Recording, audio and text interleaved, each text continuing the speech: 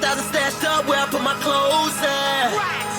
And my dog got racks on racks, and my cat got stacks.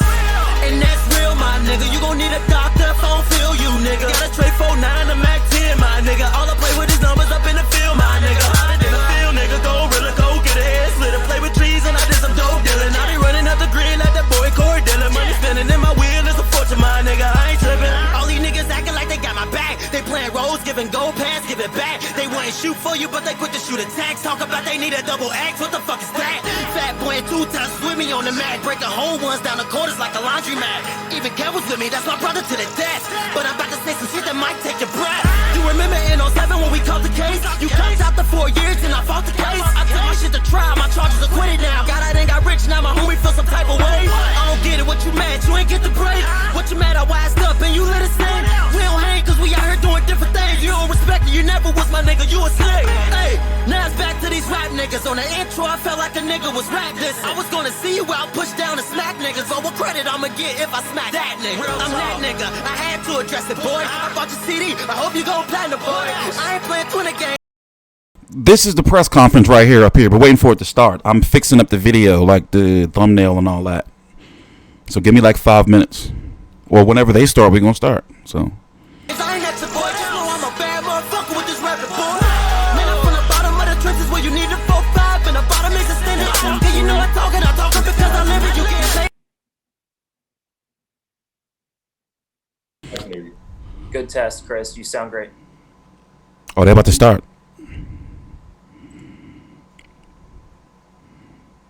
Yeah, they're about to start.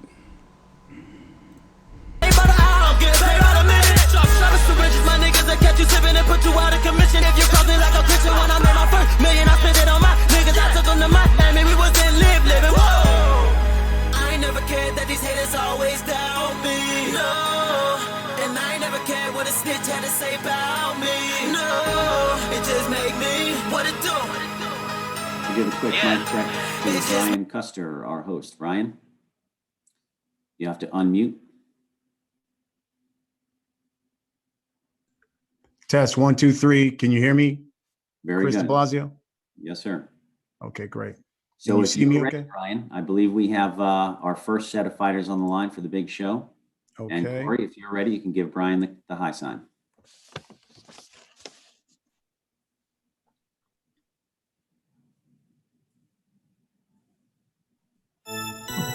"30 seconds here, Brian. Let me promote the 2 fighters and panelists so we can get them on camera."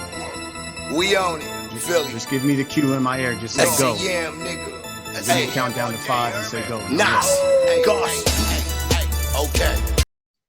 Okay, we rollin'. You ain't popping no champagne. You ain't popping no champagne. You ain't hopping no damn plane. Okay, we rollin'. You ain't top of your damn game. You ain't top of your damn game. You ain't top of your damn game. Okay, we rollin' deep, we rollin' deep up in them Lambos. Yeah, we rollin' deep, we rollin' deep up in them Lambos. We rollin' deep, we rollin' deep up in them Lambos. We rollin' deep, we rollin' deep up in them Lambos. Hopping out that foreign car with a couple foreign bros. Hopping out that Lambo, hopping out like Rambo. Nazi got that ammo, tucked in his camos. Never been a lame-o, never been a lame-o. Popping all this champagne, popping all this rosé. Getting money like Jose, chain code Norway. Shorty wants that foreplay, I'm like, no way. Gotta rock it like Coldplay, killing it. OJ. Getting cheese like Green Bay, call me Aaron Rodgers.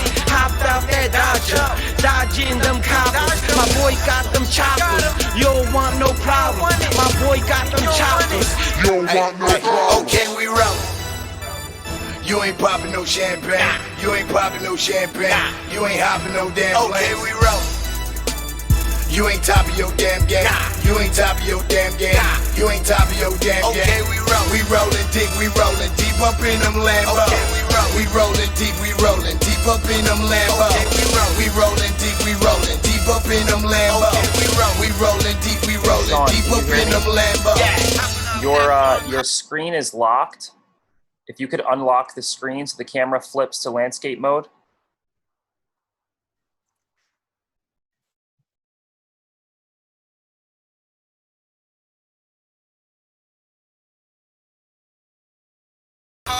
with a couple of foreign bras. Hopping out that foreign car with a couple of foreign bras. Hopping out that foreign car with a couple of foreign bras. Hopping out that foreign car with a couple of foreign bras. Thank you, Sean. And Duke, if you can open, Micah, if you can open your video for me. All right, well, welcome back. Happy Halloween. I'd like to alert the television and radio Hall of Fame, right? If you're watching right now, Sean, this is about to go on the... I will ask Q to unmute you when after Brian Custer does the introductions. So just stand by. Thank you. All right, Brian. Come to you in 5, 4, 3, 2, 1. Hello, everyone, and good afternoon. I'm Brian Custer, the host of Showtime Championship Boxing, and welcome to the official press conference for the pay-per-view fight between Jermall Charlo and Sergey Derevyanchenko. This pay-per-view event will come your way Saturday, September 26th. It will be the pay-per-view debut of the Charlo twins as headliners, and it will be a unique double main event pay-per-view, and it's all presented by Premier Boxing Champions. And I say unique because Showtime pay-per-view is bringing you a total of 6 fights that night. 5 of those will be world championship fights, all in one night for just one price. Both of the Charlos will be making the toughest title defenses of their career to date in one main event. You get Jermell in a unification fight, taking on Jeison Rosario at 154 pounds, which is without question one of the best, deepest divisions in boxing. And then you get Jermall. He calls himself the future of boxing. 30-0. 22 have come by knockout, making the 3rd title defense of his WBC title against the top-ranked contender in Sergey Derevyanchenko. 13-2. It is the main event of 3 fights that you will see that evening. And let's be honest, it is one of the best middleweight matchups that you will see this year. And of course, we'll begin the night, though, with the WBO Bantamweight Championship between John Riel Casimero taking on the former Olympian and the unbeaten Micah Duke. And, you know, the co-main, it features really that rich 122-pound division that Showtime has been focusing on lately. In fact, you've seen the likes of the new world champion, Angelo Leo, Raisa Leem, Stephen Fulton, Cool Boy Steph. Well, in that co-feature, the unbeaten WBA Super Bantamweight champion Brandon Figueroa will take on Damien Vasquez. You know, these guys are I swear on God and them and my city Count Drago has just donated $2 through Super Chat. Best mind in boxing media, thanks T Street. Boxing love. 7 p.m. Eastern. That is 4 o'clock Pacific time with 3 Thanks, fights. bro. You get Jermall taking on Derevyanchenko in the main event. There will be a brief 30-minute intermission, and then you get 3 more fights. And of course, with Jermell taking on Rosario in the main 30-minute intervention later that evening, a unification intermission fight, in that main event. So you're going to hear from all of the fighters. You're going to hear from some of their trainers as well. Get the opportunity, you, the media, to ask some questions as well. All we ask is that you hit that raise your hand icon there on your Zoom, and we'll make sure that Chris de Blasio, our Vice President of Communications, acknowledges you and brings you in so you can ask your questions. Now, before we get to the fighters, their key personnel, let's hear from the man who put all of this together. He is, of course, the president, general manager of Showtime Sports. Here's Steven Espinosa. This man podcast is Thanks crazy. very much, Brian. As Brian mentioned, this truly is a one-of-a-kind pay-per-view doubleheader. Certainly in my career here at Showtime and in my lifetime as a boxing fan, I don't remember any pay-per-view event like this. 6 fights, 5 of them world title fights, all in one night on one pay-per-view.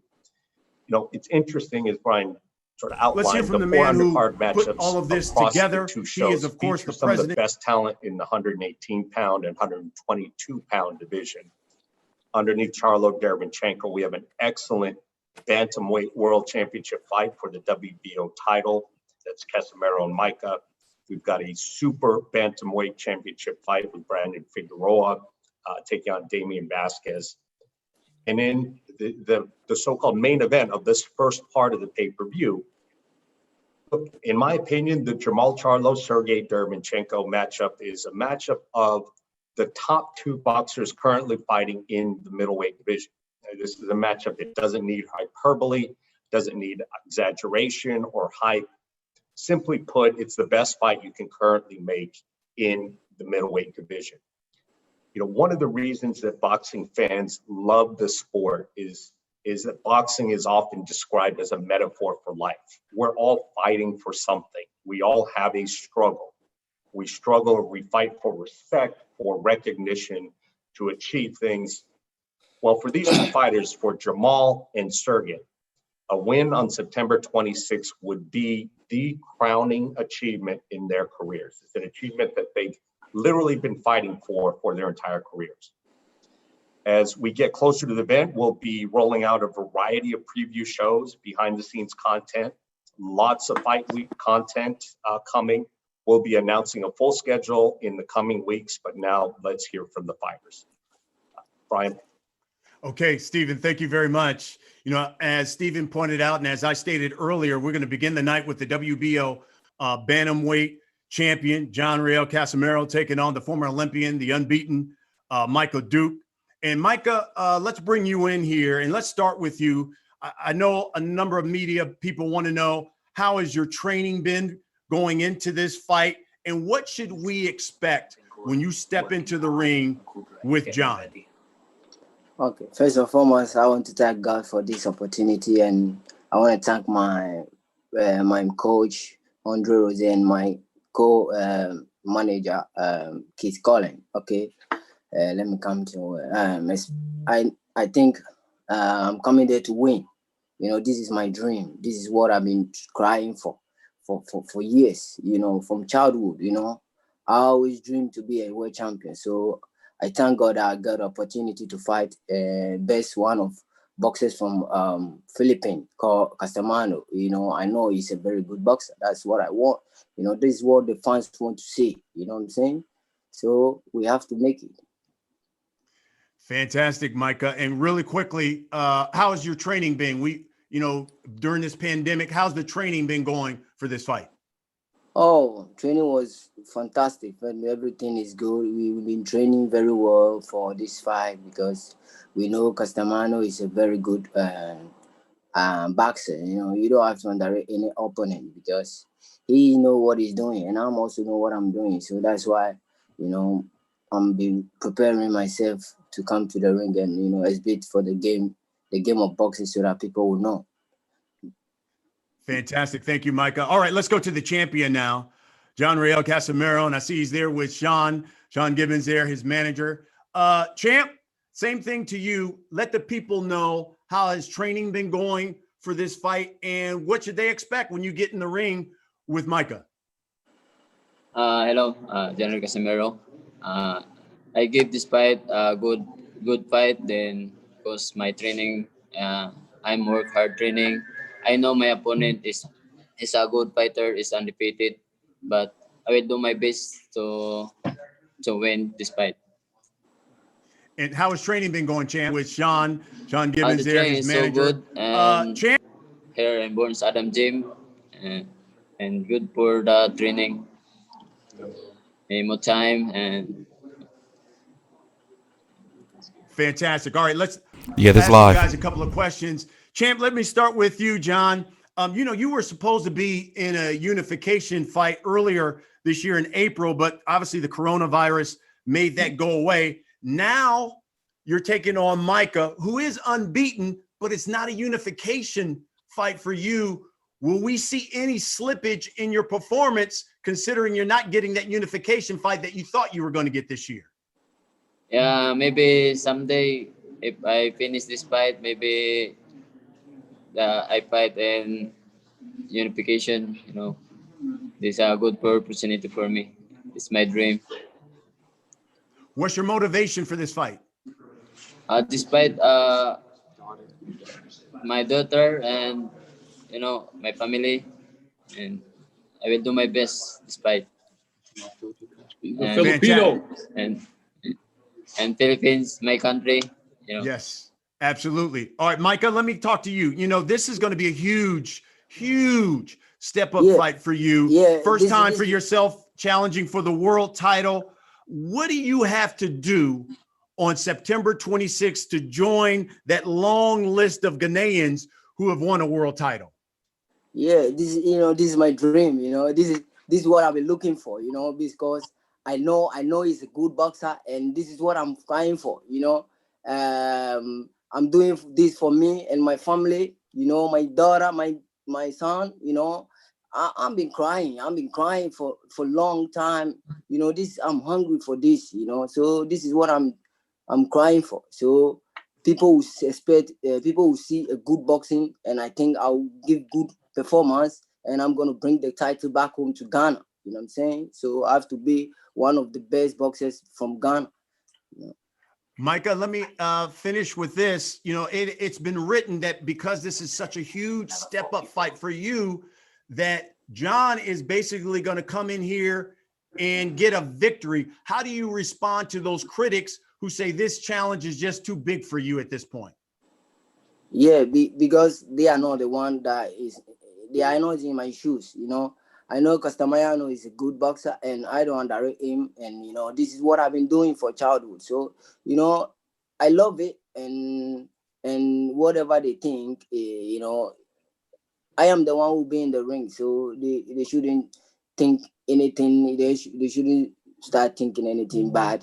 But this is what we are trying for. So I think it's not a huge fight for me. This is what I wanted. So. Fantastic. All right. I know there's a number of media people who probably have questions for you guys. All you have to do is hit that raise your hand there on your Zoom. Chris de Blasio, he's our Vice President of Communications. He's going to acknowledge you and let you ask your questions. Chris? Thanks, Brian. We do have a couple of questions here for the guys. I will start with Jeremy Herridges. Jeremy, you can unmute and go ahead. Hi, Duke. Obviously, this is a very tough opponent. You're fighting the champion. As far as his experience and to get prepared for this fight, have you been doing anything different? Have you been sparring certain individuals? How have you been preparing for this fight? Oh, I've been preparing very well in the gym, and I know what I know. I've watched Castellano. I know what he's coming to do, and I know the way he fights. So that's why we've been training hard. We've been doing everything right so that we can, bring the victory back home. I know that he's been very vocal about other fighters anyway. He's been talking about Neri. Do you feel at all like he's looking past you at all in this fight? Oh, no. As far as what you anticipate for this fight, obviously you have some real knockout power. Do you see this being a war in there? Oh yeah. This we are all coming with power. Everybody. You haven't meet somebody like me, so we are there to show. We are like man to man. You know what I'm saying? This is a game of boxing, and we all have to come there and if you believe in yourself before you can get to the top. If you don't believe in yourself, don't try. Don't even think. You know what I'm saying? This is what we do. And perfect. Thank you, Duke, and best of luck. Thank you. Thanks, Jeremy. I'm checking who's all going to be on this. Question here from Steve Angelis. Steve. Hi guys, Steve Angelis, ABS-CBN. Kumusta na, John Riel, Sean? Question for you guys. I feel you've been training for so long, since February. You're already getting ready for Inoue. I saw that you went back home at some point. You were quarantined. Just how has the whole training been, and just how have you been feeling emotionally, just waiting to fight pretty much anyone? I'm so very long time to train because the pandemic, and I feel you've been training. I'm so very excited and and focus this fight, and I finished this guy. Yeah, I'm ready to another opponent. Maybe maybe Inoue or maybe Luis Neri, So after all the training, parang gusto mo magtuloy na lang, just sunod-sunod sila. Or just... Yeah. Tatapusin natin yan lahat. And then, Isa-isahin natin. And this is your first pay-per-view, right? First time you're doing a pay-per-view fight? Yeah. Yeah, is there different excitement? Is it, I don't know, is there pressure in there? Yeah, I'm very excited because, this is a big show, Showtime, and I will do my best. This is it. Okay. Figueroa Thank you, Steve. We is have time next. For one more question, we'll go to Carlos Toro. And then to wrap it up. Derevyanchenko and Charlo. Hey everybody, thanks so much for taking time to talk to us. I'll start with Duke. Duke, when you first got the call that you found out that you were going to fight Jean-Pierre Casimero for the WBO title, what did you think, and what were your kind of your thought process and your emotions upon hearing that you were going to fight for a world title? Yeah, I was so happy. It's just a dream. It's like you fighting somebody who's a world champion. You have to be happy. You have to love it, because he's not a bad boxer. He's a good boxer. So you have to fight the best to be the best. That is why I take it. And one quick question for Casimero. I know you've been training for so long to try to get the fight against Inoue, and obviously, unfortunately, that fell through. Is there a part of you that is kind of a little bit disappointed upon hearing that, that fight didn't happen? And is there a part of you that is looking to sort of send a statement to the other top guys at 118 pounds and sort of get that unification fight going again? Yes, you're like disappointed. Yes, I'm so very hungry despite, because I want to fight Inoue, and yeah, what the champ's saying, yeah, he was a little disappointed, but those fights come and go. He's looking forward to being on Showtime, fighting Duke Micah, and looking at all the great bantamweights out there. Guillermo Rigondeaux, Luis Neri at 122. So yeah, to say it again, of course he's disappointed, but Showtime stepped up. It's going to be a big night. He's excited. First time ever on a pay-per-view this big and fighting on Showtime. Viva Showtime. Woo! Thanks, everybody. Best of luck to the both of you. Looking forward to the fight. Thank you. Thank you. Good luck, champ. This is what we want. That's what we want. That's what we want. We're gonna make it. Yeah. Okay. Thank you, Duke. So- Filipino. Thank you, Duke, and thank you, John. Thank guys you. can Thank log- you. Damien guys can log off the Vasquez Zoom now, and we'll have Brian advance. and Figueroa was next. Charlo Derevyanchenko after. You, John, best of luck to you. It's always good to have Sean Gibbons there, the hype man for every last one of his fighters. And you can see why we put so much focus on that 118, 122 pound division. Got some really, really good fighters. We have a there. lot to Great talk fights, about, like a lot. coming your way, obviously on the 26th and in the future. Now let's get to the co-main, because you have the unbeaten WBA super bantamweight champion, Brandon Figueroa.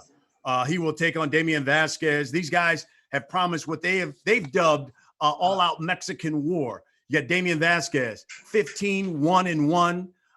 Damien, let's start with you. Why don't you let the media know how has training during a pandemic gone for this fight, and what should they expect when you get into the ring with Brandon Figueroa?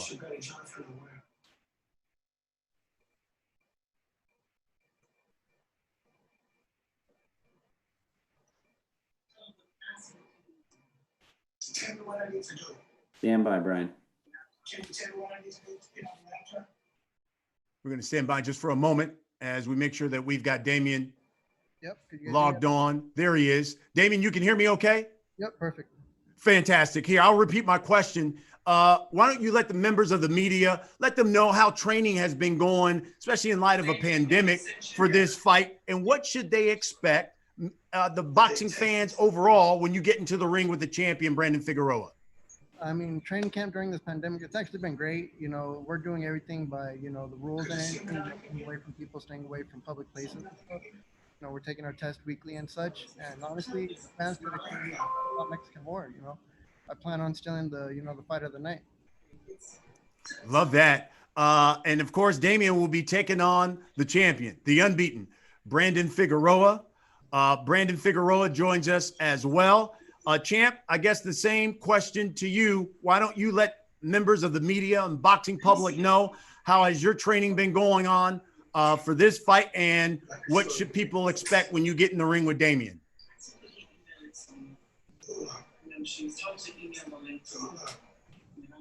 No, Brian, I think we don't have Brandon Figueroa. We lost him. So if you want to continue with Damien for a minute. Okay. Looks like we've lost the connection with the champion, Brandon Figueroa. Hey, Damien, let me ask you a couple of questions here while we try to get Brandon back on. As you just pointed out, you said, listen, we're going to steal the show. You also have been quoted to say, I'm going to hit him with everything I got, including the kitchen sink. I'm going to show him how a real Mexican fights. I predict a knockout. Do you still stand by those statements? Of course, I'm going to stand by everything I fucking say up until this point, up until the night of the fight. Excuse the language, but it's just the way I am, you know? No problem. I love the fire. Tell us why. Why are you so confident? Because, you know, I'm confident in my work. I'm confident in my team. You know, I'm just confident in the work I put in, and I know what to expect, you know, fight night. What have you seen from Brandon Figueroa that you said in our training, I got to be careful of this? That's what he has in his toolbox that I need to be careful of on September 26th. I mean, he got some weapons and stuff, but you know what? I know what to look out for him and stuff, you know, and I'm getting ready for him. But like I said, you know, it's going to be a full-on Mexican war. So like I said, all the boxing and shit goes right out the window, and let's make it a fun booth fight and still the fighter of the night. I absolutely love that. Listen, I know there are a number of people from the media who certainly want to ask you some questions. So let's bring in Chris de Blasio again. And Chris, I know a number of media people have some questions. Let them ask them for Damien Vasquez. Thank you, Brian. Yeah, again, no Brandon on the call, guys, right now. Sorry about that. We'll try to get him back. Our first question from Jeremy Harridges. Jeremy, go ahead. Hi, Damien. How are you doing? Thank you for taking the time. You've been very, very vocal about how aggressive you're going to be in this fight. Is it the fact that it's a championship? What's got you so heated for this one in comparison to other fights? I mean, this is all the Marvel. You guys all right? You know, I ain't got nothing to fucking lose for this fight. I really don't. We're going to talk in detail after this is over. Charlo and Derevyanchenko are next. As you said, Well, Brandon Figueroa losing this fight. Do you think that makes you an even more dangerous fighter with that attitude? Do you think that that brings a new edge to you that maybe people haven't seen before? Of course, you know, like I said, I ain't got nothing to lose. So why am I going to be in there, you know, go in there and be scared to lose? You know, the Payano fight and everybody that be watching it on the internet and shit, that wasn't me. You know, I had a lot of personal issues going on outside the ring. I couldn't focus completely on camping, but you know what? I got all my shit together. I'm focused now, and I'm ready to go. Last question. Obviously, in Brandon's last fight, he fought to a draw. What did you learn from watching that fight? You know what? I'm just going to leave it at this. You know, I respect the dude. He's a champion for a reason. But when we step in that ring, all my respect for him goes right out the fucking window. Awesome. Damien, thank you for your time and best of luck. Thank you. I hope Jermall Charlo is mad. Carlos Toro. Maybe that'll spice things up. Go ahead, Carlos. I hope he's had a bad morning so he can get on a Zoom call all turned up.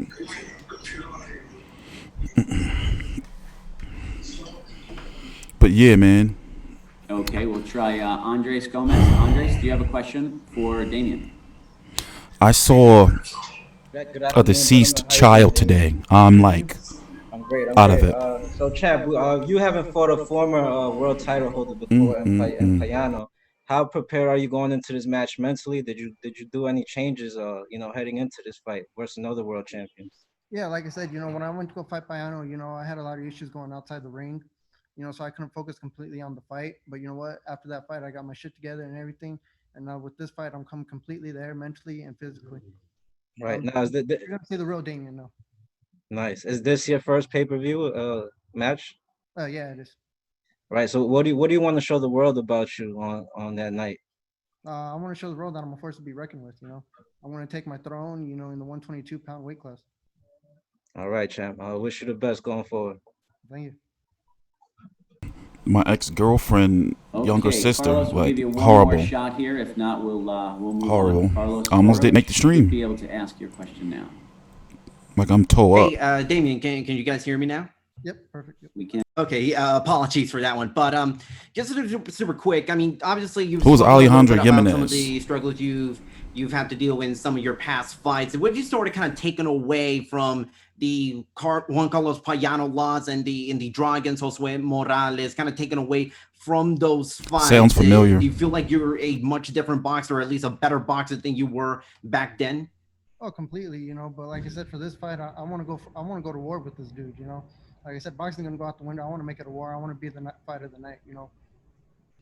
Does your mentality of wanting to make this of stealing the show and making this a war kind of motivate you even? What the more fuck so is these in questions, man? That you're on and being on pay-per-view in this Shit. very, very unique circumstances when it comes to this next fight. Of course, like I said, you know, this is for all the marbles on the table, and I got nothing to lose. You know. Thanks, Damien. Best of luck on September 26th. Thank you. Thank you, Carlos. Brian, I think we're ready to move on.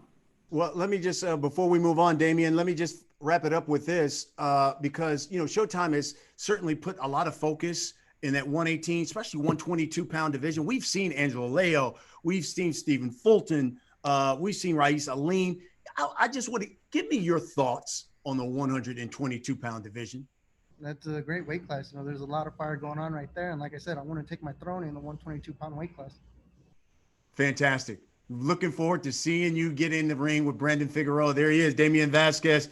Damien, best of luck on the 26th. See you very soon. When I say I am not leaving the motherfucking house. Now, Brian? Yep. For about a month. Get to the main event. Yeah, we're going to get to our main event. We're going to take a short break, and we're going to just double check You're our good. technicalities, and we have trainers and main event coming up next. Give us fantastic. 2 minutes. All right. So they're taking a break. So let's talk. I've been talking about it, like building up, you know, that, you know, once after my birthday, September, I'm staying my ass in the house. So we're going to be here. Thank you, Damien. Yes. Sometime, probably later on tonight, maybe, you know how I get there in the middle of the night. I'm going to get those videos out I promised you guys. I didn't watch none of the fights yet. And I'm really itching to do a video game stream.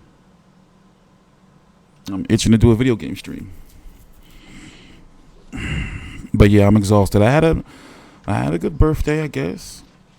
No, I did. It was a great birthday. That's not the issue. The issue was like, oh shit, bro, like you're really a grown man now. Entrepreneur, father. So everything was going smoothly, you know, and then my ex had called me and told me her sister died. It's like, oh, and it's a child too. And I saw the little girl laying there. Like, it's horrible, man. Horrible. So yeah, I'm a little bit out of it, you know. Oh, yeah, shit's about to get, imagine, like, I don't know, like, what if Trump wins again? There's going to be riots everywhere. Everything's going to burn. Like, get everything y'all need now. Like, for real, stock up. Because, look, this 2020 shit, man, and then you see people checking out.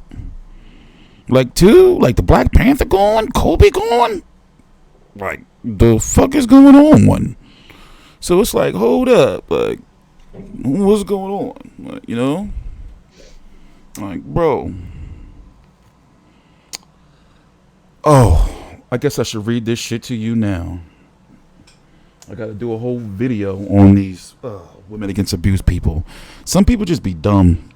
Like, it's gotta be racial. They think I'm dumb, and I never played a race card. So yeah, what are you guys doing? Yeah, people not talking about it. If he win again, you think they rioting and protesting now? Another 4 years? It's gonna be crazy. Cliff going too? Crazy. Man.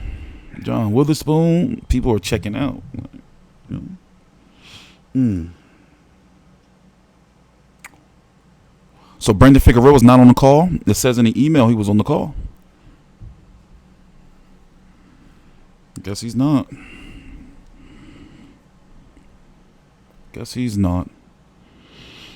So yeah, we got a lot to. Let me look at the schedule. The schedule's gonna be kind of like whack the next couple of weeks. With the boxing schedule. Okay, let me tell her right now. She's up here stumping.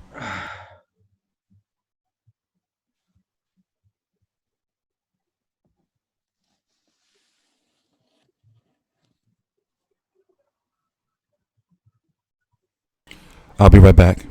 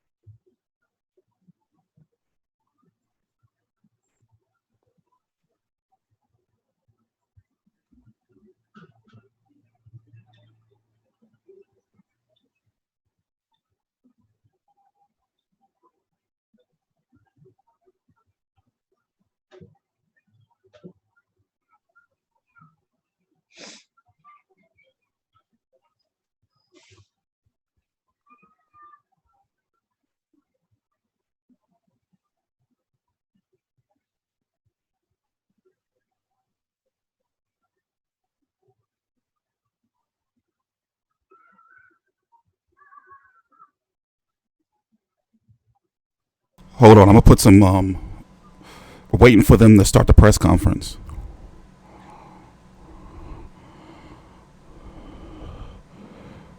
Yeah, waiting for them to start the press conference.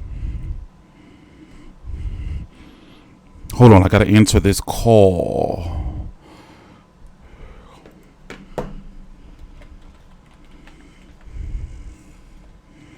Hold on.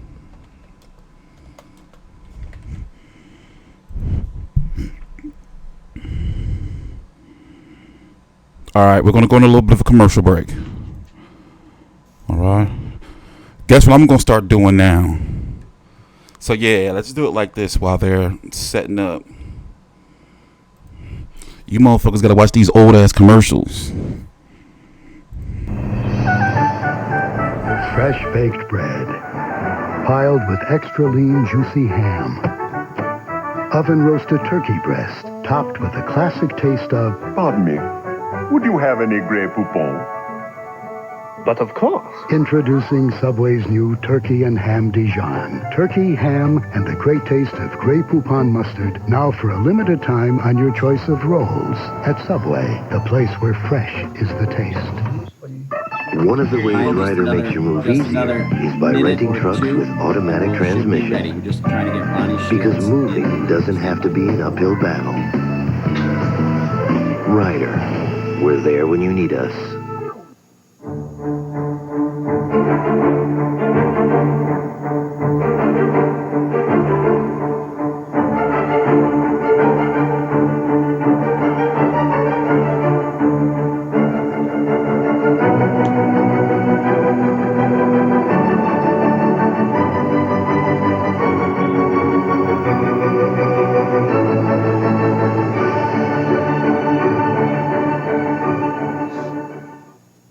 Starts behind the eyes, goes behind the head. I guess they're stress headaches. I get them right here. My head is just getting tighter. You're clenching your teeth. My daughter does help contribute to my headache. For fast relief of tough headache pain, now there's extra strength Tylenol gel tabs. All the power of extra strength Tylenol combined with innovative gel coat technology. Nothing works faster. It goes away really, really quick. I feel clear. You can hear me, Brian? Okay, Andre, this is Chris de Blasio. We can hear you. Thanks for being on. Just another moment or two. We're going to try to get Ronnie Shields on. We have some technical difficulties there. I want to thank the press and all the fighters on the call here for their patience. And, all right, I was going to give you the testing 1, 2. we hear you. Very 1, 2, 3. Testing 1, 2, 3. Hey, Jermall, your camera is locked. It needs to unlock so it can go horizontally landscape mode.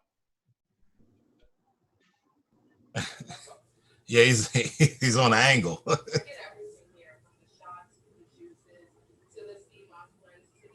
Activate Saga, the talking saber, and follow his instructions. Tiger Guard power, now! Now you're ready to fight.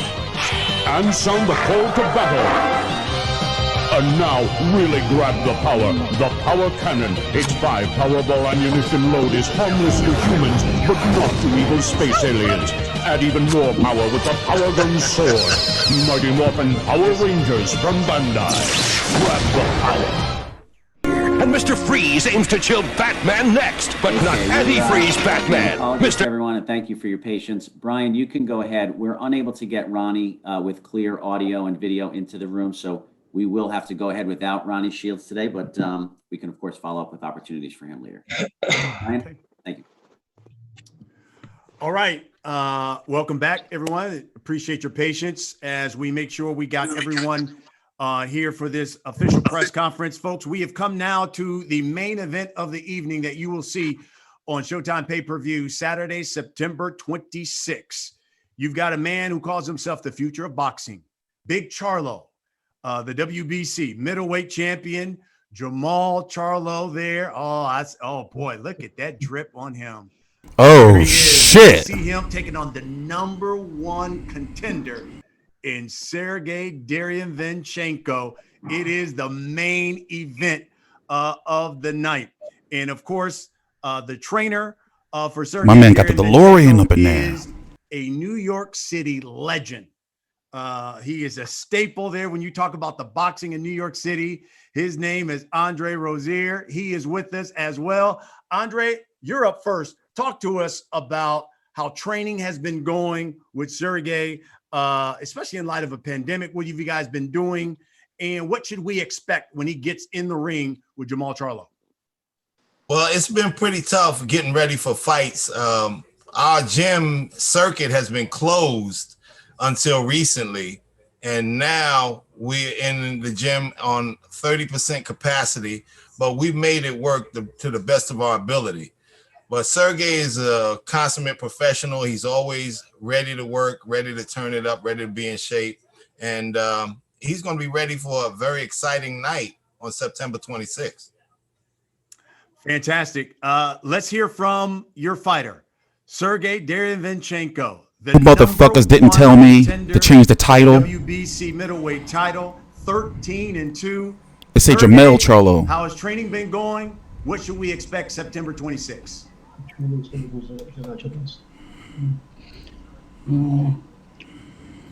Y'all ain't shit. Тренировочный процесс идет в самом разгаре, и мы постоянно в зале. Я тренируюсь, Let's hear готов from your fighter, Sergey. Жду 26 числа. Derevyanchenko. Training is progressing. I've been in the gym. I've been working out. I've been keeping fit, and I'm just doing everything that I'm supposed to do. And I'm just getting ready and anxiously waiting for the 26th. And what should we expect September 26th when he gets in the ring with Jermall? Что все будут ожидать от вас, когда вы будете в ринг, Jermall? Ну, будет такой же бой, я думаю, зрелищный и по накалу, и по это, как с Головкиным. You can expect the same type of fight that you saw with Golovkin. Very good. Let's get to the champion now. He is unbeaten. 30-0. 22 have come by knockout. I fixed it. He calls himself the future of boxing. He's the WBC middleweight champion of the world. None other than Jermall Charlo. Champ, how's training been going, especially in light of everything that's been going on there in Houston? And what should we expect September 26th? Fireworks. No homo. That shit look hot. Night of boxing. I can't wait. You know, everybody calling this fight a test for me. It's a big step up. So, you know, I'm trained and I'm prepared with. Let's start with you, Andre. Get some questions to you. And listen, you know, I read like everyone else, and correct me if I'm wrong, but there's a quote here from the boxing scene from Andre Rozier that says, "You must be on crack if you think Sergey Derevyanchenko is going to lose to Jermall Charlo." Tell me why the confidence. Well, listen, I'll tell you something. Jermall has done a fantastic job as a world champion in 2 weight classes. And I wanted to tell him I'm really starting to enjoy his commentating capabilities. He's growing as an individual, and I'm appreciating that because I'm a no-nonsense type of guy. I'm old school. I'm not one for the braggadocious, you know, up there. I mean, I know that's what the young men do nowadays, but that's not my cup of tea. But Sergey works really, really hard. He's a special individual, and I know it's going to be an incredible fight, but I expect Sergey to be the victor. We worked hard on his capability, his technique, and we have a serious opponent in front of us. We have the world champion, the WBC champion. But we're going to train till the very moment that we can't anymore under these crazy conditions to be ready for 12 rounds. Actually, we're training like it's a 15-round fight so that we can rise to the occasion.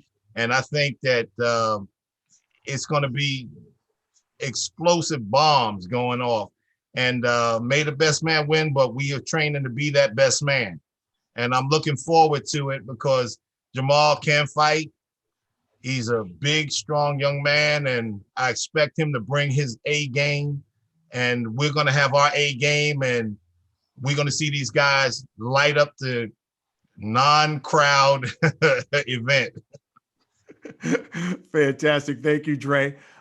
Sergey, let me throw a question to you because you told the boxing scene, and I'm quoting now, this fight is going to be a great fight, but I believe that my experience and skill set will be too much for Charlo. Tell us why.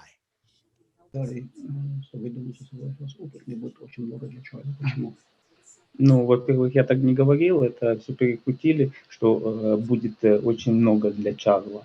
Я говорил, что у меня очень много опыта, и это будет проблема для Чарла.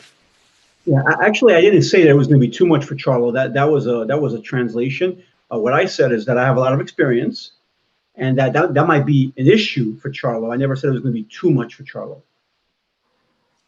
Well, Jermall, let me get, first of all, your response to what Sergey said and his trainer, Andre Rozier.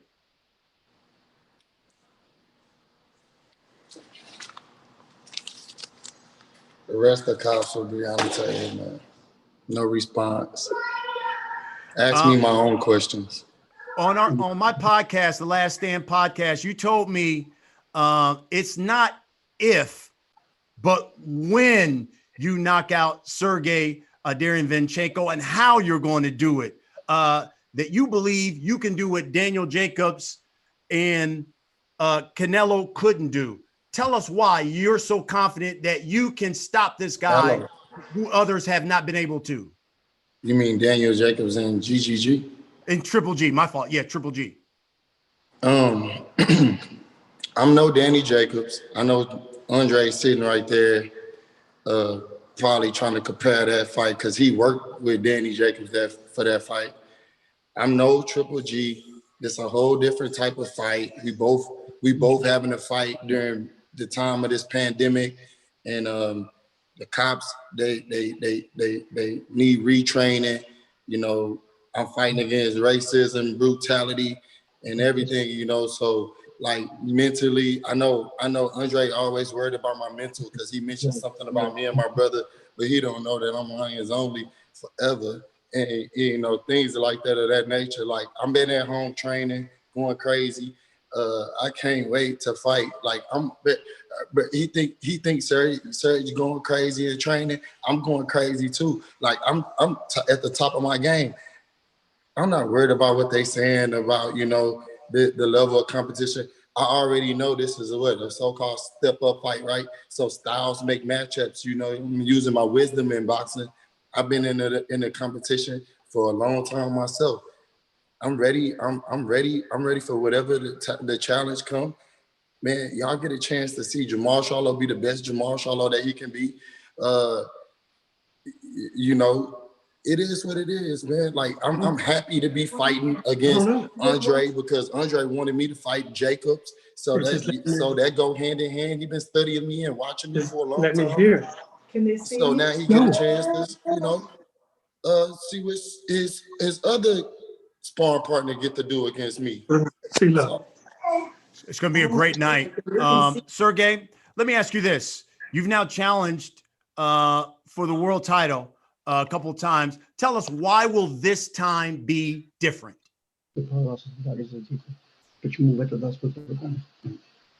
Потому что у меня стало больше опыта с такими бойцами, как Дэниел Джейкобс, Трипл G, и я чувствую уверенность в себе. You know, because I've had the experience to fight on this level, fighting with the likes of Jacobs and Triple G, just gave me tremendous experience on the highest level, and I have supreme, utmost confidence in myself. Jermall, considering, you know, as you talked about, people have called this a huge step up, a big step up fight for you at middleweight. Now you get to do it on pay-per-view in the main event. What's the message, I guess, you're trying to send and looking to send to the middleweight division with this fight? I'm gonna be sharp, you know, super sharp, super sharp, super sharp. Love it. I know there are a number of media members who want to ask you guys some questions. Chris de Blasio, let's let the media members have their questions. Yes, thank you, Brian. Would like to, happy to report we do have Ronnie Shields on the line. We have him audio only. Okay. So if there are questions for Ronnie, we can take that as well. And let's go for our first one to Jeremy Herridges again from fansided.com. Jeremy? Hi, first question's for Sergey. Sergey, in your two losses, which were obviously razor thin, you were dropped in the first round in both of them. Do you feel a need to start faster in this fight? Do you plan on doing something differently this time around? Бой был очень близкий бой, и оба боя первый раунд как бы упали. Думаете, здесь надо что-то по-другому делать и быстрее начать? Да, конечно, мы над этим работаем, и я буду как бы с первой секунды буду сфокусирован на бое. Yeah, that's what we're working on. It's all part of our game plan. From the first second, once the bell rings, I'm going to be fully focused on Jermall. С первой секунды до последней. From the first second till the last second of the fight. Next question's for Jermall. I'm assuming that you watched those two losses, those two fights. Did you feel that he lost those bouts, or do you feel that he was highly competitive and should have maybe deserved a nod? He lost both of those matches. His trainer right there, that's something you should ask him. So I looked at it just what they told me. He lost both of the matches. Competitive or not, he's a warrior. This is boxing. You know, I want him to be super sharp. I want him to give me the best he can give me. I'm cool with all that, man. It's gonna be a fight. Just know it's gonna be a fight. Me and my brother get the Showtime main event. It's gonna be a fight. Just, don't worry, man. It's a crazy question. Ask his trainer. Next question for you, Jermall. Obviously, you've seen the performances. Do you feel a need to perform better than the other two men that have beaten him before? I thought I did, but I feel like, you know, as long as I be myself and continue to be myself, man, I just got to continue to be myself. I get the victory, and I come with my hands raising at the end of the night. I'm stronger, I'm smarter, I'm better than I used to be. I train every fight. It's a different fight. You know, I don't gotta worry. I don't look at the fights. I let my trainer do the studying.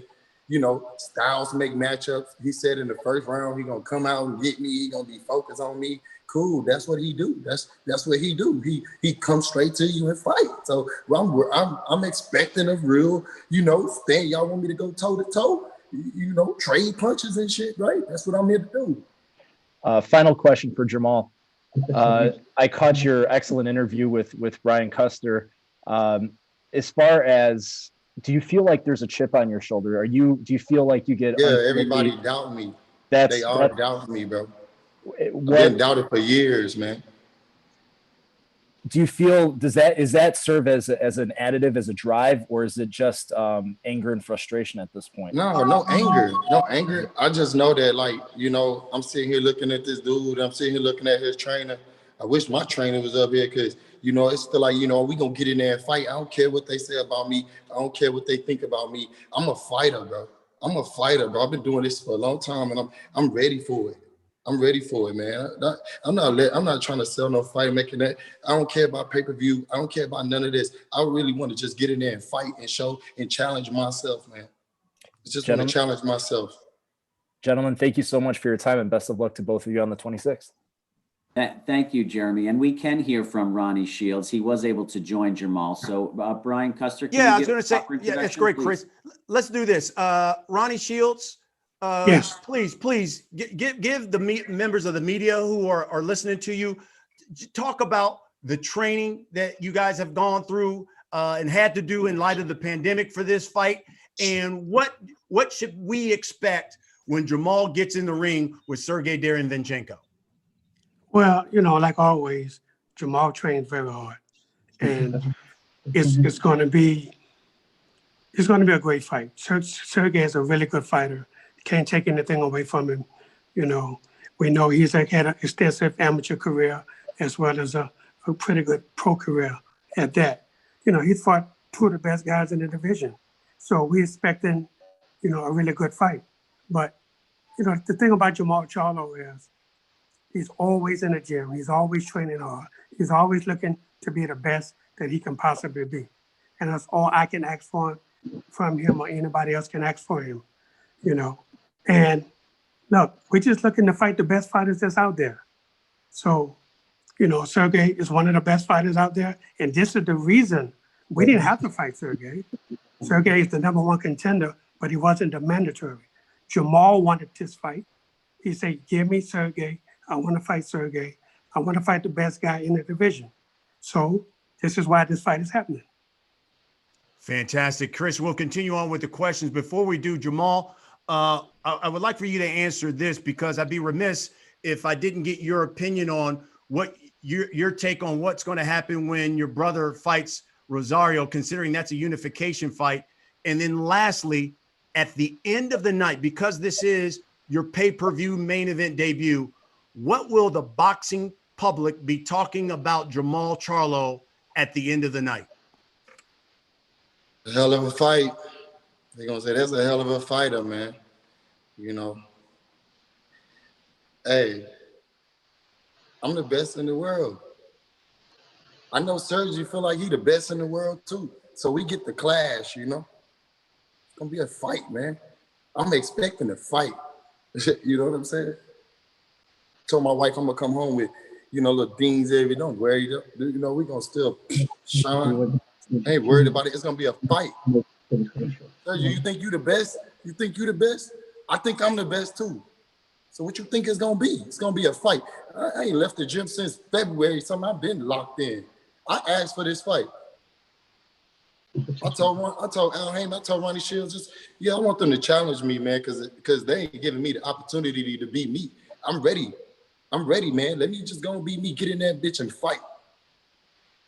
Sergey, your response? Да, он говорит, он думает, что он лучший. Я тоже думаю, что я лучший. И мы увидимся в ринге и выясним, кто из нас лучший. Yeah, he thinks he's the best in the world. He thinks he's better. I believe I'm the best in the world, and I believe I'm better. The great thing is we're going to get a chance to settle it, and everyone will be able to see who's actually the best in the world. Okay, Chris, go right ahead. And thank you, Brian. Thank you, Vladimir Lick, for translating for Sergey Derevyanchenko. We're going to go first to Andres Gomez with a question. Andres?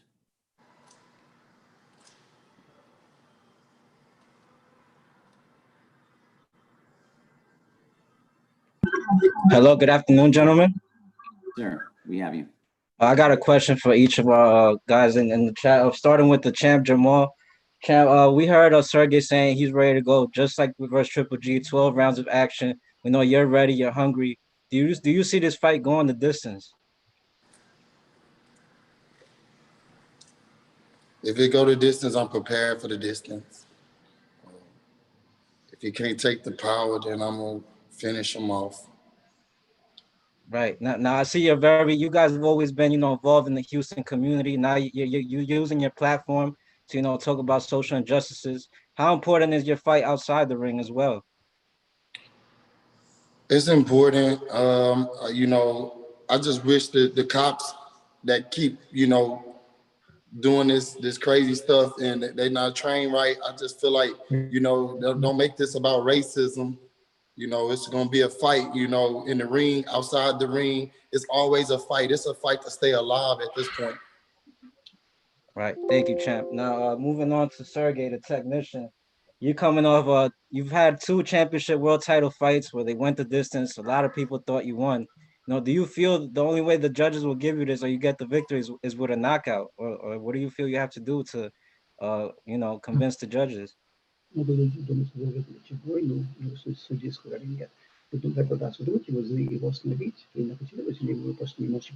fight my ass off.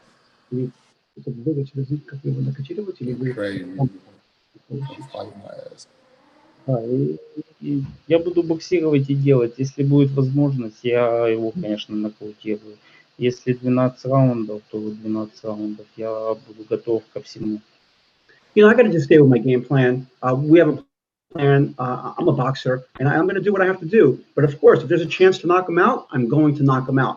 But if it goes 12 rounds, I could just do the best that I can and hopefully show the judges that I'm the winner. All right, thanks, Sergey. And lastly, to Coach Andre Rosier. Coach Rosier, you know, this stood out to me, man. You got 2 big title fights on this night with Duke Micah and with Sergey. You know, just how special is this night for you? Do you feel that would be challenging at all, you know, focusing on such big matchups? Well, I mean, it's a wonderful night. 2 world title fights, 2 of my fighters. I'm very close with my athletes. I always have been. And the only thing, like I said, I look forward to the excitement of engagement and it's competition. Of course, it's in the paid ranks, so these young men are getting paid for what they do, but it's also entertainment that they have to provide, and I know they will. You heard from Jermall, you heard from Sergey. They're ready to put it on the line. They're ready to show the world what they all about. And then I have Duke leading it in. Duke is in a tough fight, but he's ready. You know, he's going to put the Ghana Storm together and take care of that business. But all in all, it's going to be a fantastic night. I'm enjoying it.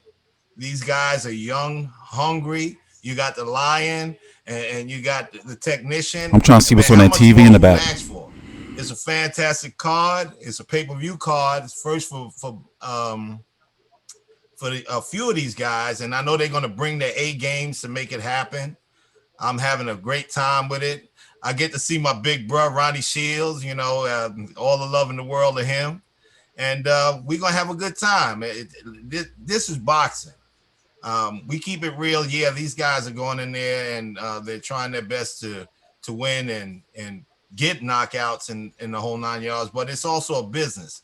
And we keep it business. We don't, there's no talk about this, that, or other thing. I just can't take that. It's unnecessary. And I applaud Jermall for being very, very sophisticated and sharp in his interview today. He's starting to get it together. He's going to be one of them great commentators one day. I really believe that. But it begins with these things here. So I'm enjoying the fact that they're going to do what they got. You do it all right. You do it all right. But listen, like I said, it's a wonderful time. I love every fighter that gets in the ring because it's such a hard sport to participate in. So it's nothing but love, and I have a good time with them. It's a laugh, and it's the performances that they put forth that show where they stand, because they all want to be Hall of Famers one day. So they keep bringing it. It's going to be all right. Let's get it on. Thanks, Coach. And lastly, Coach Ronnie Shields, I was going to say something about that. I could feel the fireworks already, man. Do you see this fight playing out, going the distance, Coach? How do you see it playing out? Well, you know, during training, we train for 12 rounds. That's what it calls for, 12 rounds. You know, we can't train for anything less than that. You know, we have a game plan. We work on it every single day. If a knockout comes, hey, we'll be happy. But if it doesn't, then it's going to be a 12-round fight. You know, we have no problems doing that. Jermall has been there before, been there, done that, came out victorious. So we're looking for a good, tough fight. And if it goes 12 rounds, we'll be more than happy to get a decision. All right. Thank you all for your time. God bless you all and wish you the best going forward. Thank you, Andres. Very good. We got time for just a couple more here. We're going to go to Reggie Woodson. Reggie, you should be able to unmute and go ahead. Hey, this question is for Coach Rozier. I know you have a relationship with Andre Ward. He mentioned before that he listens to what his opponents say during practice. I'm sitting here, I'm trying to figure out what exactly am I hearing in some of the champions in Jermall's comments. Is there anything that you can share? What was his questions going? Well, I mean, like I said, Jermall has shown that he's definitely maturing. He's becoming very, very articulate, and I like that. I like that. I have no animosity for any fighter walking this planet. It's like I said, it's business. They have to get in there and they have to box each other. It's almost like family reunions because I'm gonna see my big bro. We're gonna hang out until it's fight time. I do my videos in my drawers. The ring, and then we hang out some more. But Jermall seems like he's ready to rock. I know Ronnie don't play no games. He's gonna be ready to do what he has to do. I don't play any games. We're gonna be ready to put on a world-class show. They're gonna talk about this fight for a long time, and these young men are gonna put themselves on the line to give that entertainment factor and make it like 10 plus. And we want to see all that they can give because we want it to be special. It's been a horrible year in many forms and fashions. So we want them to bring a show that people can forget about all the bad things and think about, wow, look what those two young men did in the ring. Thank you. One question for the champion, Jermall. How you doing, bro? What's your question? Thanks for speaking on, using your platform here to address the Breonna Taylor situation. I'm taking you at your word, and what I'm hearing, would you be disappointed in yourself if this goes the distance on fight night? You say you want to fight, so I don't see nothing other than that. Bro, I just want to fight, bro. Like, I don't know what you asking me, bro. That's the, like, if it go the distance, it go the distance. If it don't, I'll do what I gotta do. Like, we boxers, bro. We here to entertain and provide the best, skill in the platform that we have. I'm able to use it, and the cops should be arrested, and that's I stand for that. Like, we've been fighting for a while now, like, and we tired of it. At this point, we getting tired of it. Us black fighters getting tired of it too. But this fight is not about race. It's about police brutality and injustice. All right. Thank you, Reggie. We're going to take one more from Carlos Toro. Carlos should be able to unmute here and go ahead. Thanks, everybody, for taking time to talk to us. First question to I still have my dog. He's over there. Obviously, Derevyanchenko has been in the ring with guys like Triple G and Danny Jacobs, and he's been knocked down in both of those fights. And obviously, Jermall is a very, very strong puncher. When it comes to sort of preparing for Jermall and his power, what are you guys kind of doing that's maybe perhaps a little bit different, or looking back on those two fights to sort of kind of try your best to sort of avoid getting knocked down in this fight? Well, I'll tell you something. The easiest way to avoid getting knocked down is not to get hit. That's I can't say it any cleaner than that, no, any more precise than that. He can't get caught with shots that could lead to him being knocked down. And I've been working on him not being as slow a starter so that he can get into the rhythm of it. Once again, both of these young men, they could punch. They both could punch. I know. I've watched them. I watched Jermall fight. I'm training Sergey. They can punch, so they have to be on point. They have to be wary. They have never been knocked out, either one of them. So I don't expect that to be the case. I'm expecting 12 hard rounds of let's get it on. So we preparing for that. I'm not preparing him for, I'm worried about the first round or this, that, and the other thing. I'm preparing him to not get caught with anything that could be detrimental. And I'm pretty sure that's the modus operandi for most anybody that's training fighters. You don't want your guy to hit as he's scoring points. So we're going to do what we have to do to maintain. I think he's watching like the Learning Channel or some shit. He's going to be My Central Japan Life. Sticking, moving, fighting. If they have to go to war, they'll go to war. But I'm pretty sure they're going to go to war and look at each other and say, we got to go to war again. No, that's not that. Like I said, he won't have any issues with that. Sergey, obviously with this being your third world title fight, you kind of look at this with a little bit more urgency to win this fight and kind of get over the hump. Carlos Toro got those corporate ass questions. Came in very, very close. Company to man questions. And Jacobs. I am looking forward to the Lara fight. How trash was it? Was it really trash? Ну, я не думаю об этом. Я сконцентрирован на бое и сконцентрирован на 26 число. И я буду выходить в ринг для того, чтобы забрать пояс. Yeah, I'm not focused on that. I'm just focused on the opponent and the date on the 26th and what I have to do. And the goal is to go there and take the belt from him and take the belt home. A quick question for the champ. Jermall, you were talking about you've been pretty much in the gym since February. How anxious and how excited are you to sort of finally just end all the time in the gym just to finally get in the ring for a big fight? I'm focused. I'm focused.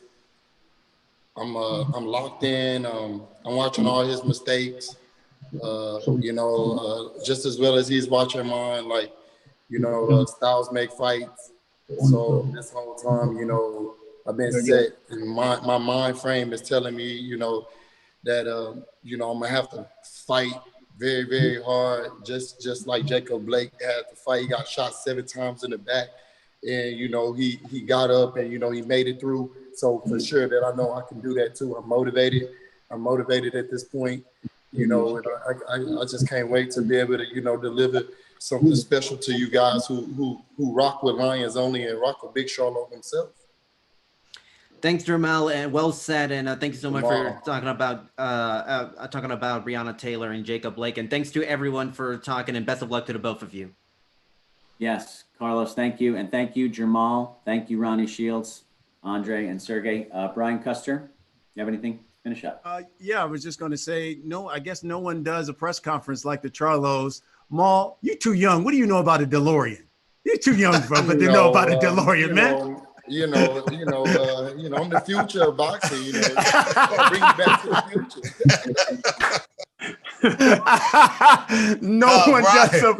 Hey, Brian, I want to know how he got it in the house. I know, exactly. I'm telling you, no one does a press conference like the Charlos. That's unbelievable.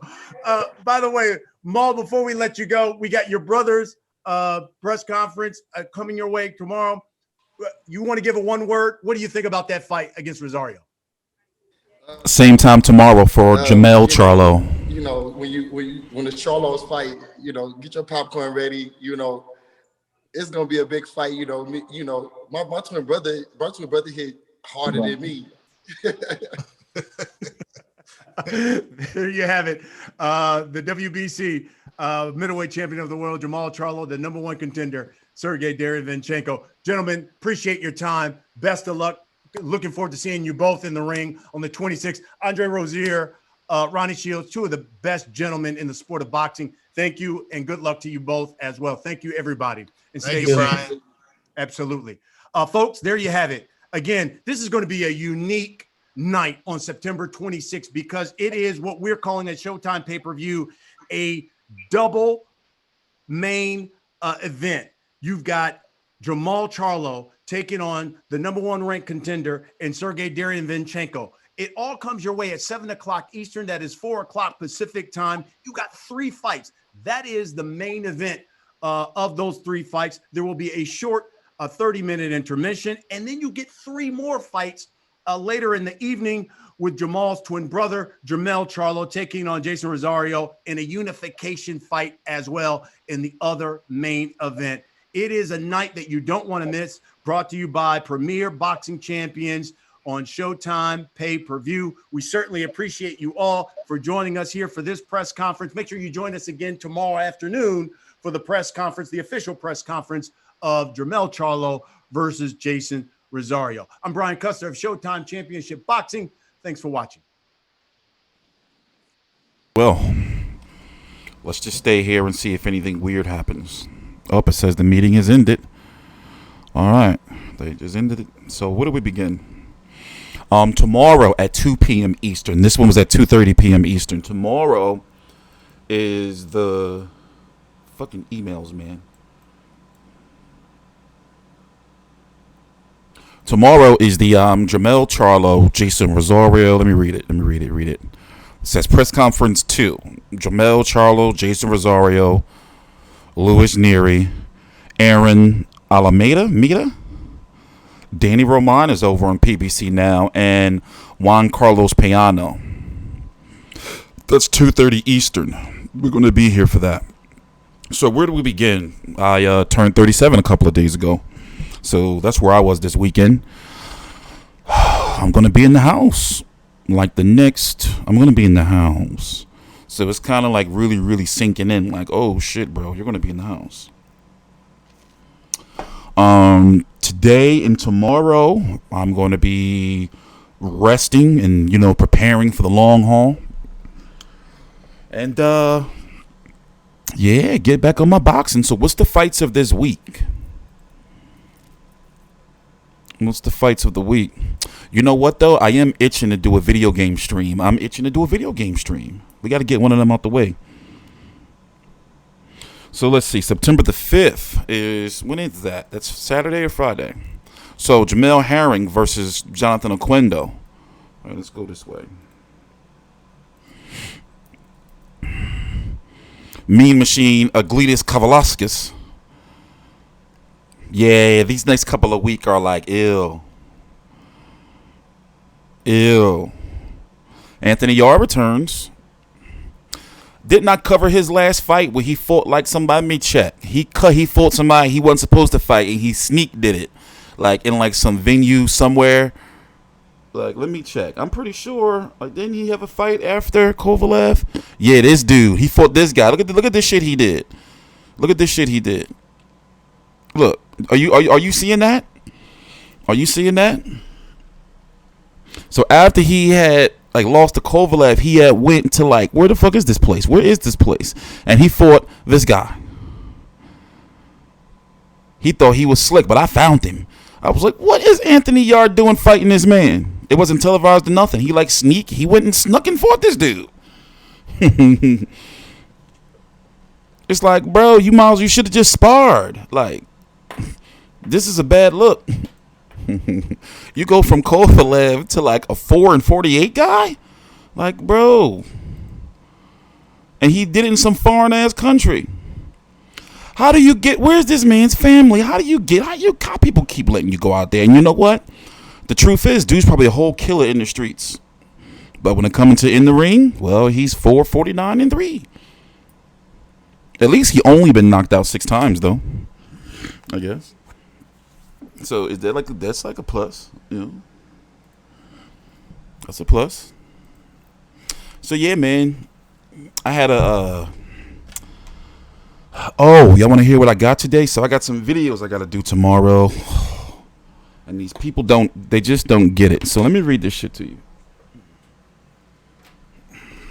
Who was here when I did that live stream? When I went, to the police station and all that shit? Let me read this shit. I'm going to get mad because I'm just like, you fucking idiot people. Okay, so listen to this. Hold up, where is it at? Well, I'm going to read it all tomorrow, but I just can't do it right now. I just can't do it. It says, wherefore, we request the Honorable Court to enter a final order of protection after a hearing for 3 years, restraining the defendant from abusing, harassing, stalking, or threatening plaintiff and or minor children, or placing him, her, them in fear of abuse in any place where he, she, they may be found. What else does this say?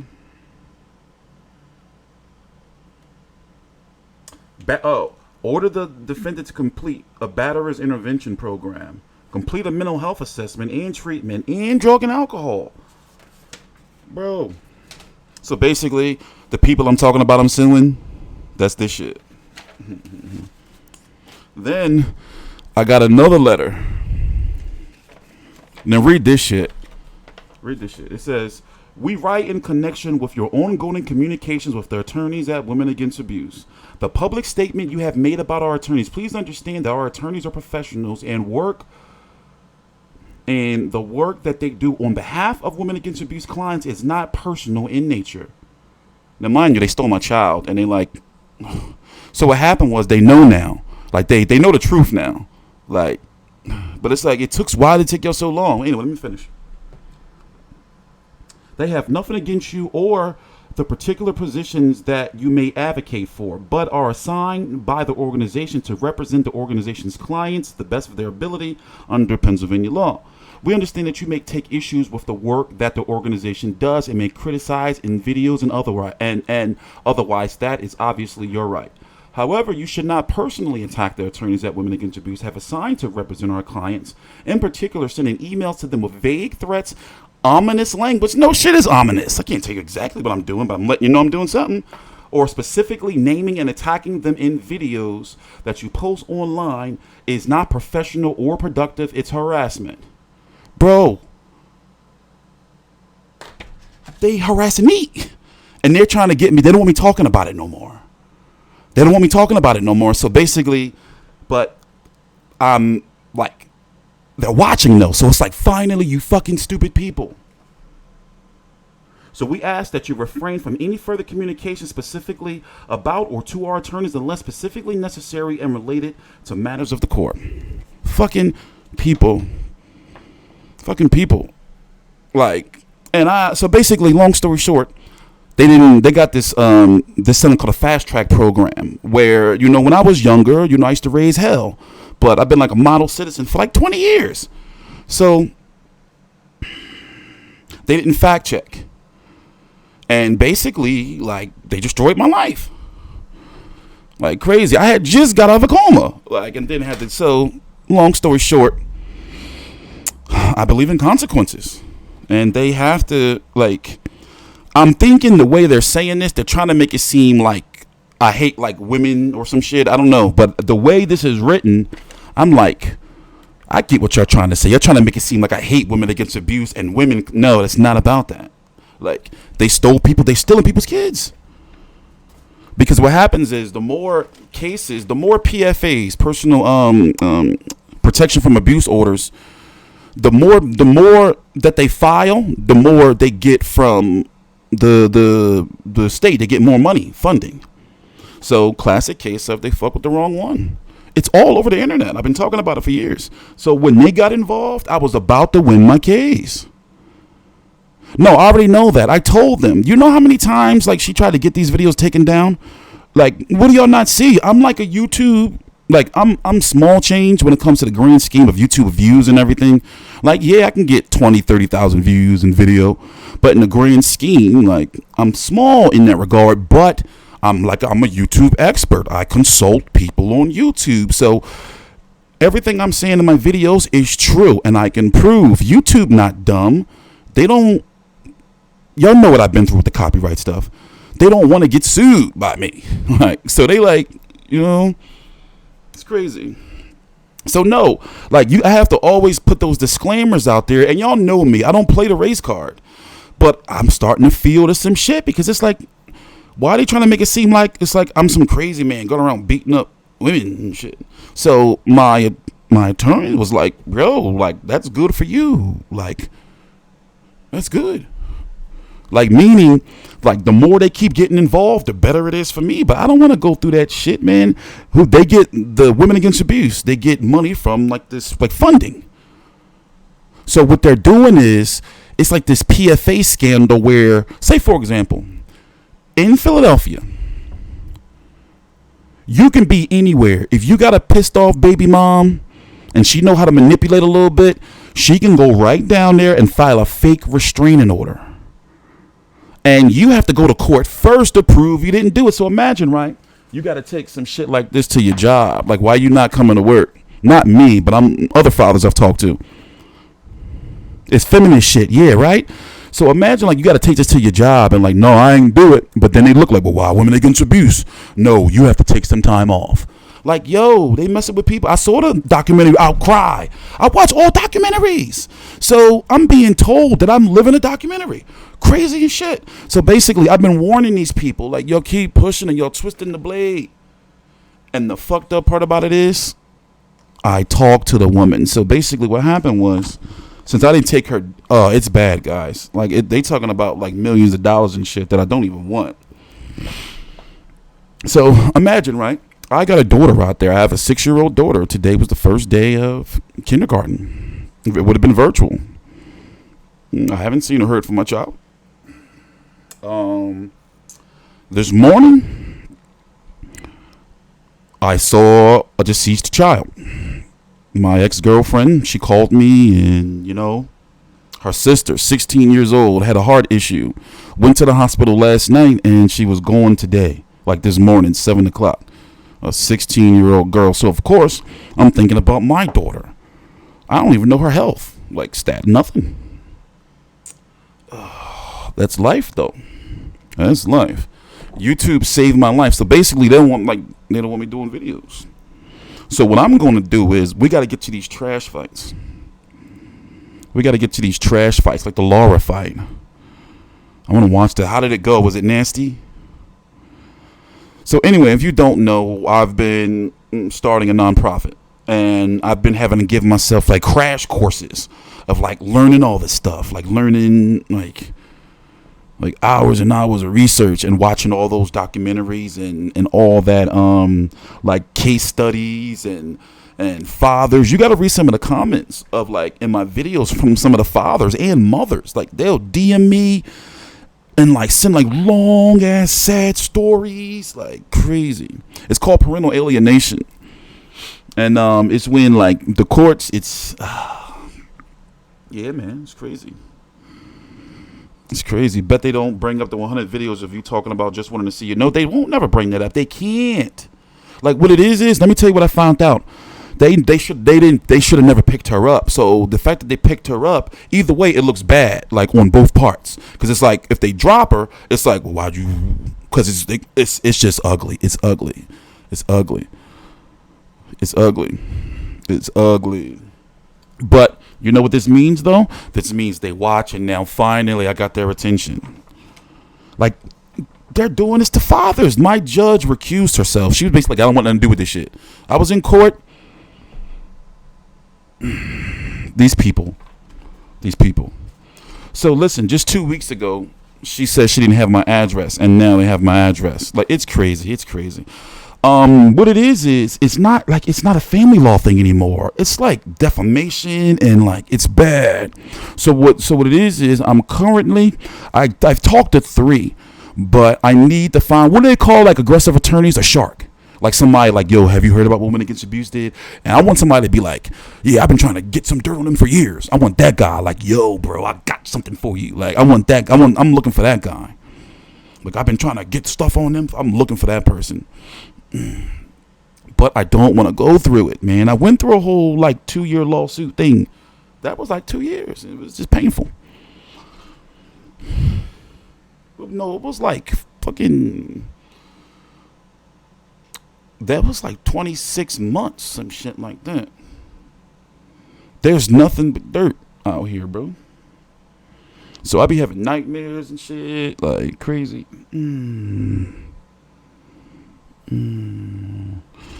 Yeah, that's what I've been looking. But it's like when they do stuff like this, so I see why she didn't want me to see this. That's why she didn't send it to me. Like, you know, batterers and intervention, and y'all know I hate women beaters. So I can't even imagine me sitting in the class some shit like that. What? Idiots. They're going to roof them. Please refrain from what? Telling the truth? What are they going to do? Then sue me. That's fucking, like, that means that's depositions, discovery. Then do it. Like when you do that, when you knowingly, basically, when you're there, when you're knowingly going after an innocent man, like, and you're like moving mountains, you're a criminal. Those lawyers, they're criminals, and they're child abusers, because how it works is they're criminals. Yeah, but what it is let me tell you where I'm at. It's hard to relive everything. That's exactly where I'm at with. I have to relive everything. So when people, like, when I got to talk about it and when I got to read this stuff, or like every day I go to like the mailbox, like, man, let me see how they going to fucking abuse me today. You know?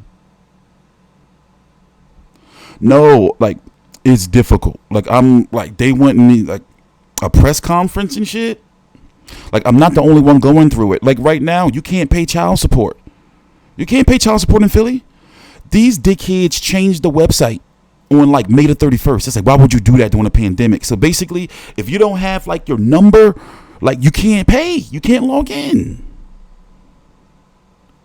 So they're going to use that against fathers who don't know any better. Like, you cannot walk in there and pay. You cannot go downtown to pay. You cannot pay child support. What the fuck?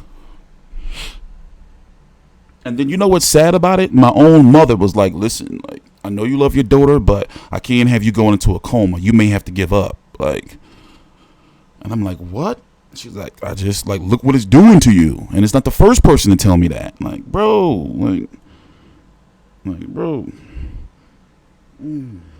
Bro.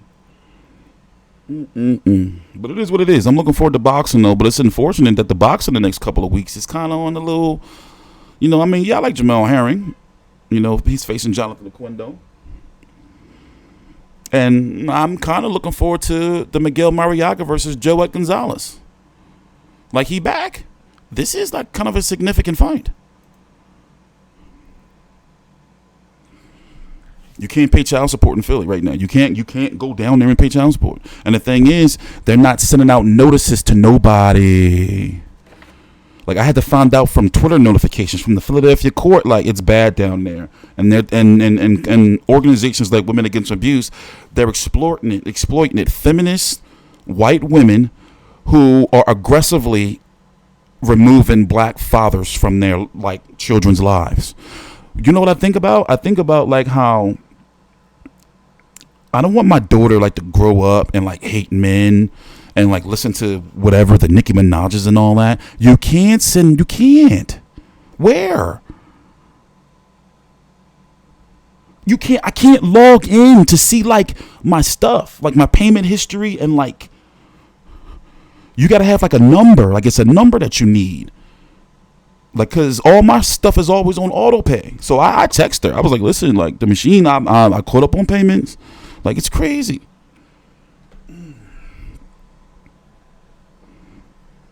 And there's a court order that says I'm supposed to see my daughter. Like, she just, you know, it's crazy. But yeah, that's life, man.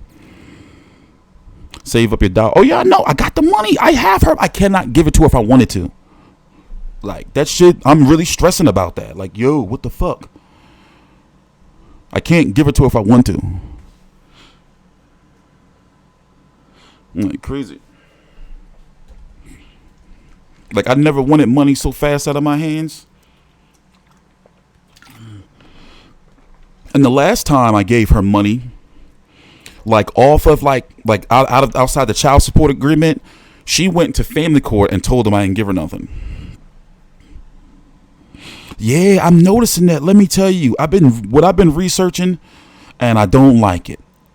Like, they are really, really, really, really removing black men. The police, these feminist groups, even Black Lives Matter is on some shit. Did you look up who their founders are? It's crazy shit going on out here, man. Like, we have issues, and y'all know me. I don't be on that race card shit. You know, but, like, they don't like us, man. And they think we all dumb. And we can't handle business. Or it's like they try to label us as being, like, crazy. Like remember, as us as black men, we can't be mad. We're not supposed to show emotion. If it's a woman who doesn't have her child, she could be crying in the street. Everybody like, what happened to her? A man, they're like, oh, he's mental. What happened right there? Like, he's scary. that's crazy. Like, I'm not supposed to show emotion. They be like, up, look, we told you he's crazy. Like, what? Like, what? I'm glad. And also, I haven't named any of them in my videos yet. I'm not stupid. We ask you, refrain.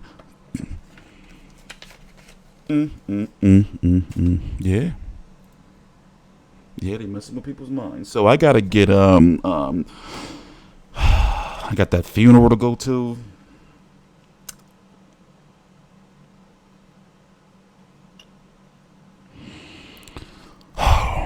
I'm probably going to be back in the middle of the night. Call the doctor's office for what? Laura for the heating and cooling guy? No, you lying. Vendetti's, you lying. Well, Joe Smith is the common man. Like, he do construction. You know? Laura didn't fight. Is Vendetti really? I can't wait to see that trash fight. I'm going to lay right on the couch, put those trash fights on. I can't wait. I heard the Dubois fight was some shit, too. I'm looking for that. Yes, they are against the nuclear family, man. What is going on? What is going on? Like, I don't go outside, bros. Like, I'm really, you know what? I'm stressing because y'all going to see me on here a lot more. And I'm like, damn, bro, you really about to be, like, remember I used to do, like, streams every single day and all that? It's like, I'm about to be back on that time. Because I don't have nothing to do. Like, we ain't going out during no election October, and then the weather's breaking here in the States. Basically, where I'm at, it's going to start getting cold and dark soon. Like, dark early. And I was riding through Center City today because I had to come back from, and it's just ghost town. And the crime rate, homicide rate is up 35%. 35%. So if that man wins again, the election, I keep political views out of things if you notice that. But looking at overall the climate right now, and I don't know what my daughter is, and they're trying to tell me to shut up and just take it. It's crazy. It's life though. Like I've been learning like that people just be dumb. I can't understand like how people just do some of the things they were doing. Like when I was at that court meeting, that little virtual court, I recorded it all, by the way, but I can't upload it. That's a slippery slope. It can be leaked, but I'm still researching that, because once I do that, then it's like it's going to get all these views and all these eyes going to be on it.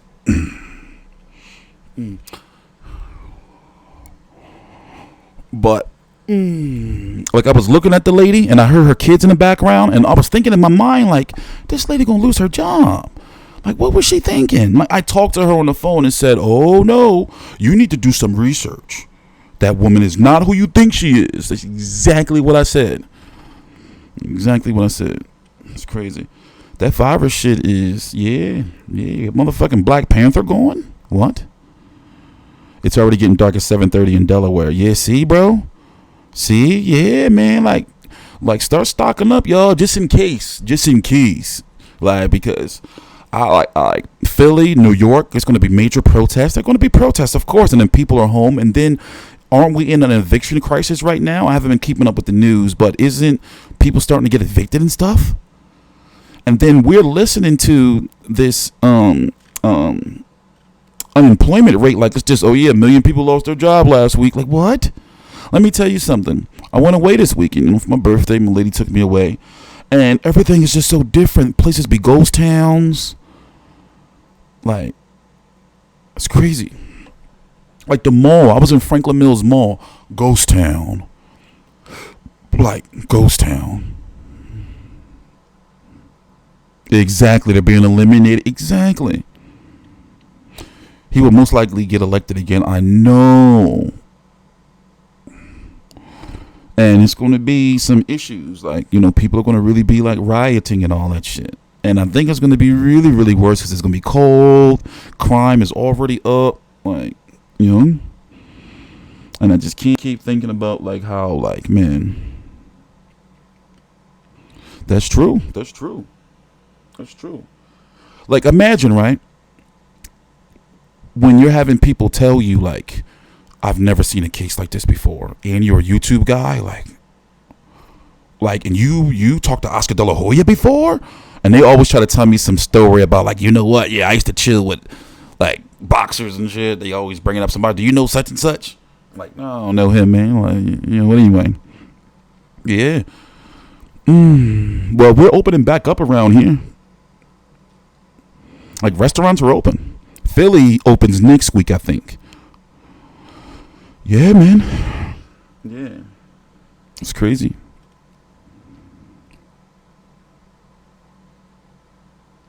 Yeah. So yeah, we got a mild week this week. I got like a shitload of paperwork to do.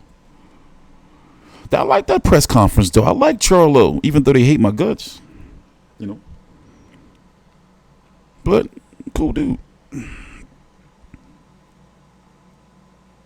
Also, I think some major shit gonna leak like October 2 for election, like some old Pizzagate type shit. And you know what's scary? Like, I'm like, yo, Kobe and Black Panther going 2020 crazy as shit. Like, bro, like they took Kobe and Black Panther. Like, damn, that's like, yo. Antifa and Black Lives Matter are going to the suburbs, stock up on guns and ammo, fight back. They better not come to these fucking suburbs. You know what? One thing I love about my street is I live on a street with a bunch of politicians. I love my block. It was a little bit of issues when I first got around here, I do admit. You know, I was being a dickhead walking around at night with my hoodies on, even though I'm supposed to be able to walk around freely. You know you I went to the Polo store at Franklin Mills, bro. And the lids. I was like, this shit whack. I'm ordering all my shit online again. Taking that long ass walk and that big ass mall. That shit whack. Yeah, I went to the Polo store and yeah. I was like, let me drive all the way out here. And that shit was like an hour drive. I'm in Drexel Hill, bro. Like right there at the Havertown border. I mean, that shit was a nice ride. Yeah, I know. You know what I'm going to do? I'm going to clean and sterilize everything. And I'm going to cook. I'm going to bake some chicken breast. I'm going to be in the house like every fucking day. That's scary. Because this is the most active I've been in my, I'm going to say, since about 2013. I've been a recluse for the most part about the last 7 years. You know, ever since I stopped the bartending and that case, like, it fucked me up, you know? So, but now I'm like, yo, bro, like, you really going to be in the house? So it's like, I'm going to stock up. I can't wait to get to one of them trash fights. What trash fight am I going to cover first? Now, Ramirez versus Postol is important because I heard that was controversial. Did Postol really win? Did Ramirez get robbed or he just got exposed? Huh? I don't got no turmeric. No, I'm gonna bake them joints. I use this seasoning. Got like it's garden vegetable and shit like that. Montreal chicken seasoning. I'm a Mrs. Dash type dude too. Love me some Mrs. Dash. You know, I had this old cougar I used to mess with. I used to call her Mrs. Dash. You know, Mrs. Dash. You know, like she's like what was the joke? I used to be like, cause like she's healthy and like sodium free. You know, stock up on medicine. Yo, I got all my like asthma stuff. Let me tell you, you know, I was in the ER 60 times. You know how crazy that sounds? Sometimes twice a week. So I got like medicines. Like I got like my. You know what? All right, there's gonna be a little kid, but don't judge me, man. I get excited. I like these joints. The one a day gummies. Yeah, bro, I like these joints. I'd be like, ooh, my gummies. I like those joints. Yeah, I'm just out of shape because I don't go nowhere. Well, before the summer I wasn't, but I don't eat unhealthy no more. Yeah, I like my little gummies. Oh, so he won. He just looked like shit, basically.